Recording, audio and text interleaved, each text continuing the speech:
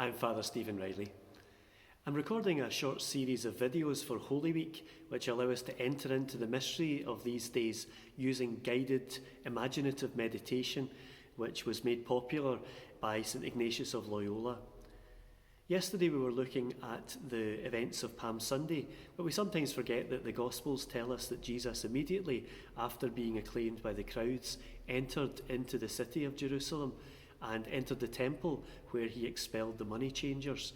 And it's that moment, that part of the story, that I would like to evoke within this meditation. For guided meditation, we should have a particular posture, nothing out of the ordinary, but maybe a chair in which we sit with our back fairly straight against the back of the chair, with both feet on the floor and with our hands either on our knees or clasped in our lap. I'll be asking you to close your eyes for the duration of the meditation, and then I'll be putting on some quiet music as well, and then I'll just lead you all the way through the guided meditation until the very end. So can I now ask you to close your eyes and to keep them closed until the end of the meditation.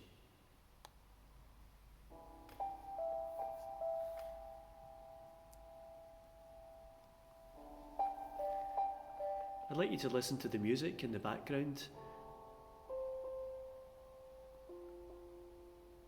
to listen to the notes of the piano,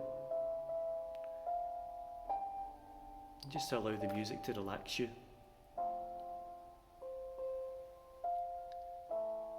I'd like you just to become aware of your own breathing now.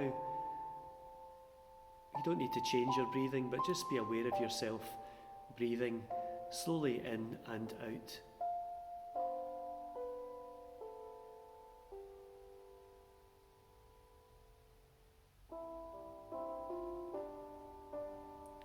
I'd like you to imagine that you are standing in front of one of the gates of the holy city of Jerusalem. You're standing outside the gate, and these city walls and gates, which from a distance looked so beautiful and impressive, close up look more oppressive, the battlements that they're meant to be. And that sense of hostility is matched in the weather today. You looked up to the sky and you see that it is very grey today. And there's that oppressive feel within the air of high pressure and humidity. That warm sense that a storm is on the way, with a sense of foreboding in the air. What do you see round about you? You see the gates and the walls looming, and perhaps there's people looking over the top of the walls down to you. You no doubt notice people around you. You're part of a crowd which has welcomed Jesus at the foot of the Mount of Olives and who are still there. And what else do you see as you look around you and look up to the sky?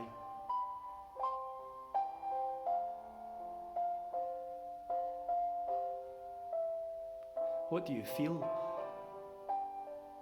What do you feel physically? Maybe you feel that high pressure. Maybe you feel the cobblestones hard against your feet. Maybe the press of bodies round about you. What do you smell? Maybe the smells of the city. Nice things like baked bread. Or maybe the not so pleasant smells. The smell of unwashed bodies. The smell of dung. What do you smell?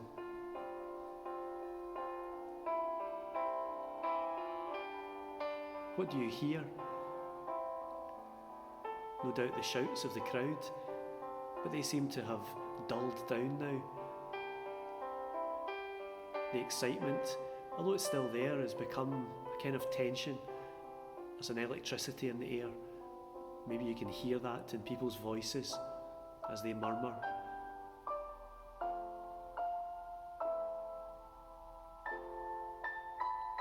You now walk through the gate of the city, and you catch up with Jesus and his disciples. And you see that now you're in a narrow street. It feels very oppressive. There are loads of people around, some part of the crowd that you've been part of, who are making their way to the temple. Others just people going about their business. There's a bustle of activity and shops round about. And as you look up, you can see people hanging out of their windows, looking down, chattering, and you hear little snatches of their conversation. The name which is on everybody's lips is Jesus, and everyone's straining to see him.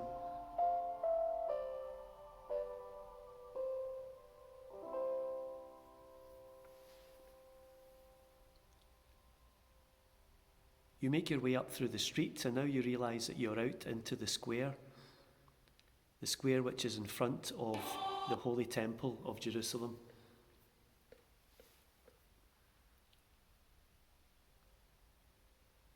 It feels a little bit less oppressive, but still you can see that there is a huge crowd in the square. Those who are here for the festival of Passover, with all the anticipation that brings.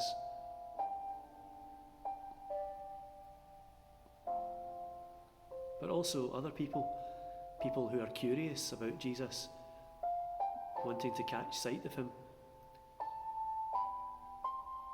Also some figures from the religious authorities who are looking towards you with angry faces. There are some Roman soldiers on duty and some police. They look nervous, on edge.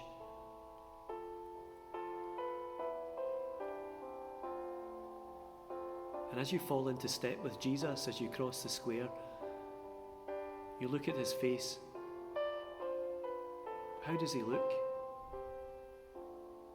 Determined? Frightened? Confident? Unsure?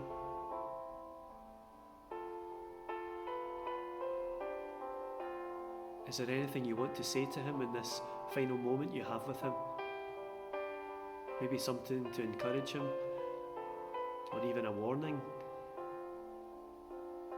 What do you want to say to him now, in this moment when time stands still?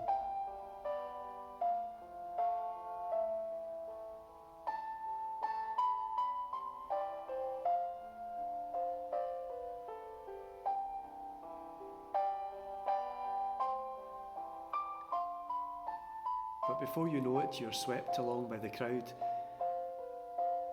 and you're going through the entrance to the temple courtyard, to the very centre of the nation.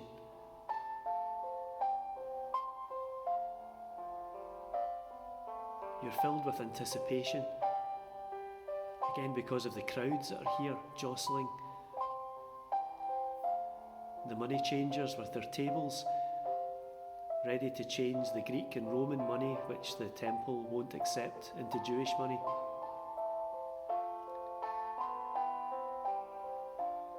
You see the sellers of the doves with their tables, and the poor doves made for freedom and peace are now tied up, resigned looking, ready for the sacrifice.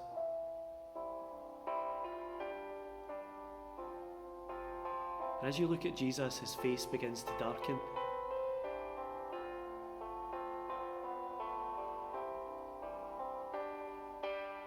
He's filled with a righteous anger.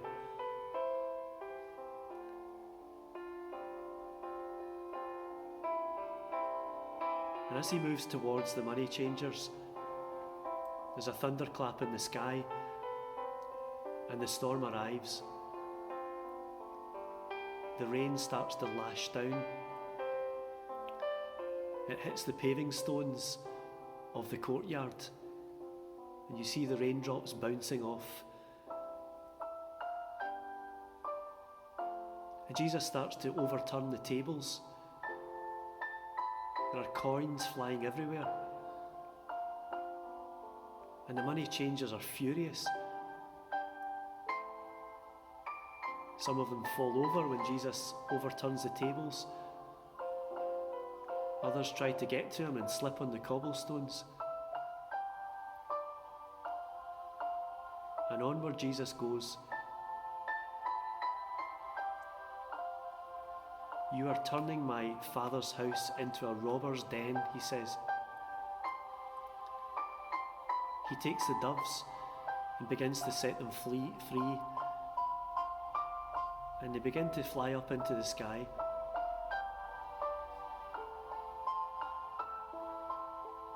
And those who are selling them are furious too, but they're afraid of Jesus.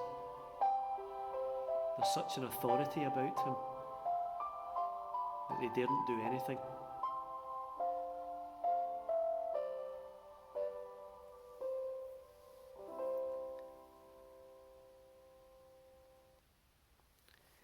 And now Jesus spots some people who are sitting under the awnings of the courtyard. Some are blind, some have difficulty walking, others look like they have leprosy. Jesus moves towards them and they look frightened. They've seen the flash in his eyes. They've seen the righteous anger and the overturning of the tables. And they wonder what he's going to do to them. But seeing the poor and the lame, he softens. He moves among them with compassion. He lays his hands on them. "Be healed," he says. And people begin to come back to life, if you will. Retain the lives they had lost. Brought back through the gentleness of Jesus.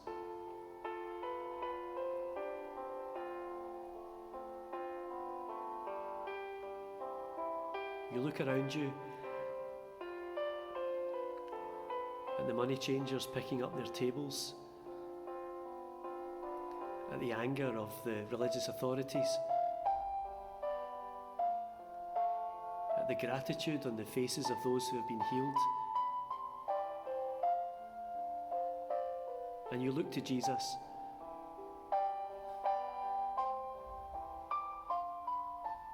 The one who is so compassionate, but who also has a thirst for justice, God's own thirst, to heal the brokenhearted, to throw down the proud from their seats.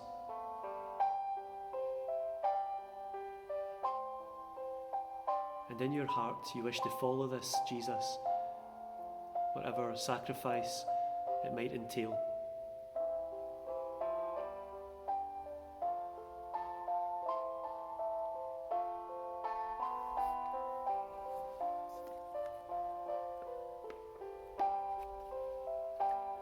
From the Gospel of Matthew.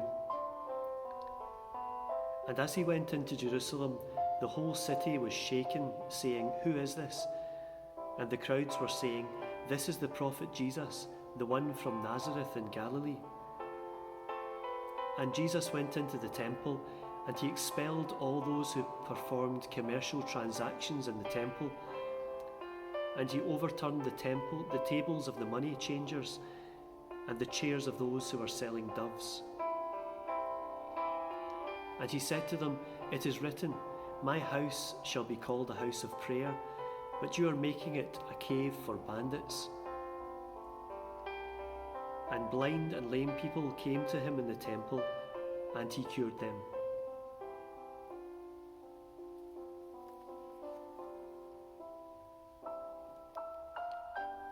And you can become aware again that you're in your own surroundings, at home or at work or at school. and in your own time, you can open your eyes again.